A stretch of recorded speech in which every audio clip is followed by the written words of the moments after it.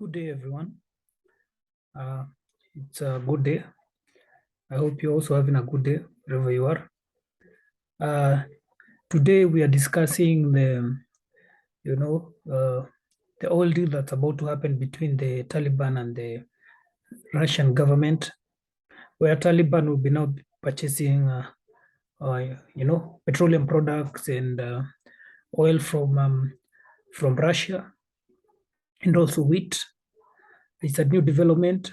The Taliban officials are in Moscow negotiating the deals, and they intend to purchase 1 million metric tons of oil products from the Russian government.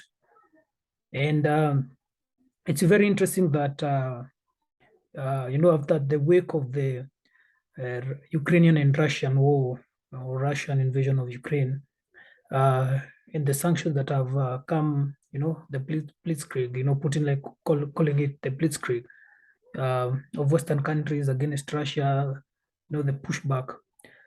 Russia seemed to have lost its one of its biggest and most lucrative market, the European Union. And now it seems that Russia is trying to find new players and new buyers and new markets. We can remember when the war started, Russia, saw India as an opportunity. India and Russia have been having a relationship, a military relationship, in terms of India acquires its military equipment from Russia. And so Russia, decided to provide oil to India through discounted price. It's providing oil to China. Lavrov was in Africa a few weeks back to look for new markets for the oil. So Russia seems to be shifting its market to Asia. Taliban is the new market. When you look at trade between Russia and Taliban, it amounts to $200 million a year. That can be looked at as small trade compared to what Russia was getting when it was trading with the European Union. But the position where Russia is now, it needs any market that it can find to offload its oil produce. And when you look at the Taliban, when the American government withdrew from Taliban, for almost 20 years, the American government has been in Taliban, in the occupation.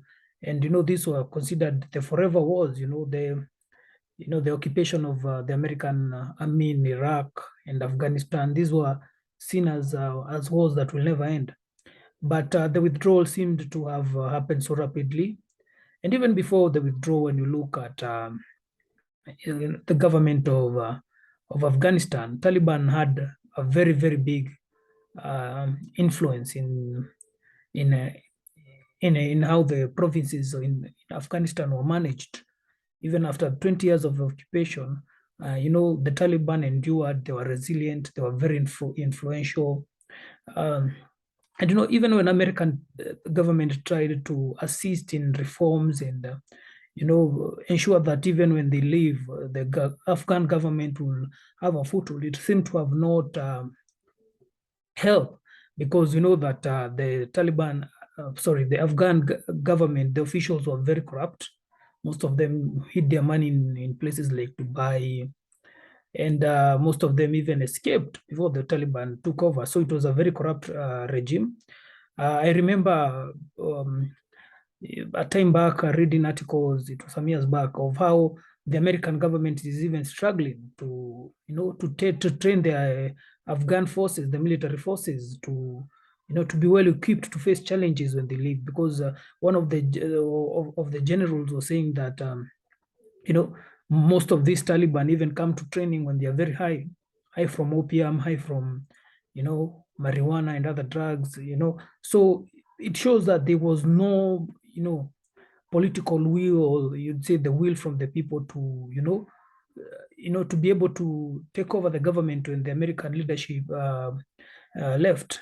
We must remember that one of the biggest income for the Taliban, or the Taliban, or you can say the Afghan government, of the Afghan people at the time, even now, is opium. Opium accounts for almost $400 million a year through the sale of opium. So when you see that most of the opium that you know comes in the world comes from from Afghanistan, and then it is smuggled through borders in Pakistan, Iran, and most people rely on opium. All the farmers they rely on opium. Even when the government of Afghanistan was in charge, the governors, the head of the head of government institution, they were all into this opium business. The opium business is a very, very core business into the Afghan life. We must remember that you know because of the Taliban, the Afghan government was under sanction and scrutiny. Its central bank assets were held abroad and they were monitored. And when the Taliban took over, the central bank assets were frozen. So the Afghan government used to make roughly $1.6 billion a year. That was their budget. You put probably 400 from opium, 400 from minerals, and $200 million from aid. You can see it has been a government that has been struggling. And when you look at now how the pull out of the American government, and then the Taliban came and take over because they took over the country in less than 2 weeks. And this shows that they were very influential at the grassroots level. And immediately they took over. There were issues of how they were going to treat women. They started making rules of how women should dress, and also limiting them from accessing jobs, school. There were talks even of assassinations of people who are collaborating with the American government in terms of trying to give them information about the Taliban. So the Taliban has brought a lot of fear from the locals and the international community. And that's why you see still today, there's no country that has officially recognized the Taliban government. Although now the Taliban has been allowed by the United Nations to send an envoy there. It's trying to portray itself as a sober leadership, and it wants to be listened by the world. Although there are countries that have opened diplomatic offices in Afghanistan, Kabul. You have the likes of Qatar, Malaysia, Turkmenistan. You have Russia, China, Iran. They're trying to engage the Taliban and try to work with them, but they're still very wary of approving the Taliban regime. Taliban, on the other hand, has 40 overseas embassy and 20 consulate. It had a consulate. Its consulates in places like America were closed because it didn't have money to run. We must remember immediately the Taliban took over the government. The American government sanctioned it. It can't access its foreign wealth, foreign money, foreign assets, and its low on cash. Aid was cut immediately. And we must also remember that this is happening coincidentally at the time that Russia has invaded Ukraine. So you find that most of the attention on humanitarian assistance has shifted immediately to help and offer the Ukrainian people support. This now has seen the Taliban lose the humanitarian aid because the countries that were providing the humanitarian aid to Afghanistan were mostly NATO countries. But now, the priority is Ukraine. Taliban has a population of 30 million, similar to Ukraine. 25 million people in Ukraine are on the brink of starvation, health issues, because there is underfunded. And Ukraine is also going the same issues because they have 3 million refugees. The war is still going on. So the fact that most countries that were aiding the Afghan people are NATO countries, and now the war is happening on NATO's doorstep. It means that most of the attention and might and finances have shifted to help the Ukraine. But also this now has given chance for the Taliban to maneuver unseen, because now there's not so much noise about Afghanistan, even from the media. As you see, no one is talking so much about Afghanistan. They are making moves. No one is, the echoes of how they're undermining women, not going to school. the echoes of how, the opium trade, of injustices. Most, they've taken advantage, and now it's Russia is the one that's being seen as a pariah, as a country that don't want to associate with it. And remember, before the war, the issue was all over about Taliban. So you can see that now Taliban is starting to make strategic moves and trying to portray itself as a legitimate government through this deal of oil. It means that Russia is now willing to engage with the Taliban. I don't know if this will result into a recognition, or the diplomatic channels will go. How far will they go? And with the pullout of the Americans from Afghanistan, it has given an opportunity to China and Russia and Iran to, to access the Afghan, the Afghan market government, and they are very influential. Let's not forget that China is very good friends with Pakistan.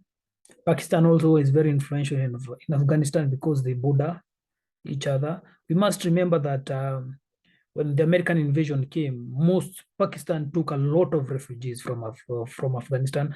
I remember Imran Khan saying that his country, has, because of the war in Afghanistan, has lost almost $1 trillion in terms of, wealth, because of the war that's going to Afghanistan. They had to bear the brunt of, or let's say, the force of the refugees. There's no food, so most of the Afghan come to Pakistan. They have to compete with the local Pakistani. The war has really made also Pakistan to lose a part of its economy because of trying to sustain uh, Afghanistan. And also, we must remember that Pakistan has also been having issues with terrorist organization in Afghanistan, and also now it has, Pakistan, because it's an immediate neighbor, has really suffered from that occupation of the American government. And that's why I feel that that's why the Taliban has been so relevant till today, because they use the occupation as a way of, gathering support, telling their people, you see, we are not the bad people. You thought we were the bad people, but you see, these people are supporters, so that we can form a legitimate government. And by looking also at the Afghan culture and the way of life, it's very patriarchal, where men dominate, and that's why you see Taliban imposing kind of patriarchy rules. And it's very interesting, even when you look at the government of Taliban. You see the officials, like the Minister of Security. The American had a bounty on him for being linked to terrorism, but now he's the Minister of Security. So the Taliban, in a way, is trying to whitewash all these people that the Western world had concerned about, and trying to put them in government position, giving them diplomatic access, to appear as legitimate people. And as we go on, I feel the Taliban will try to make this kind of decisions, and especially in terms of trying to negotiate, reaching out to other countries, trying to see if it can appear itself as a legitimate government. Because as I talk now, the Taliban has no money to support its people, so it needs the funds to be seen as a legitimate country. And also, this brings the risk of desperation, where other countries might take advantage. I've just mentioned a few, like Iran, China, and Russia, where the Afghan might be now their playing ground, where they push their own interest. And like a country, well, you can look at a country like Qatar and also its relationship with Taliban, and you can see that also Qatar has always tried to play a diplomatic role. And we saw that even when the negotiations are happening between the Taliban and the Americans, they're happening in Qatar. So also Taliban is trying, to, even though it's working with Russia and China, it's trying to show other countries that we can work together.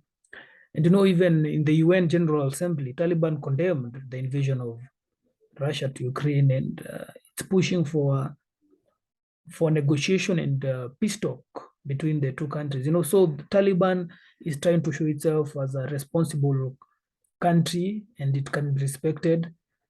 And I feel these oil deals between the Taliban and Russia, shows a few things. It's not only the oil. Russia will also be supplying wheat. It only shows a few. It shows a few things, and I see that it's showing that Russia is very desperate at this moment to sell oil to anyone. And if the Taliban does not have funds, it means they are buying the oil at a very discounted rate. I don't know what the terms of agreement are of how they are going to purchase the oil, but I'm sure in the next few days we'll know, because now they're in Moscow, they're discussing. And it also shows that where the Taliban is, because of lack of resources and money, it's willing to work with anyone as long as it feels that it's going to get that recognition that it needs, because as of now, the Taliban is still a terrorist group and no country recognizes it. And the countries that are working with the Taliban, they have not recognized it. They are just, they have just opened diplomatic missions there, the embassies and everything. But we'll continue watching how it happens and unfolding, and I'll keep you guys informed of the activities that are going there. Till next time, see you guys later. Thank you.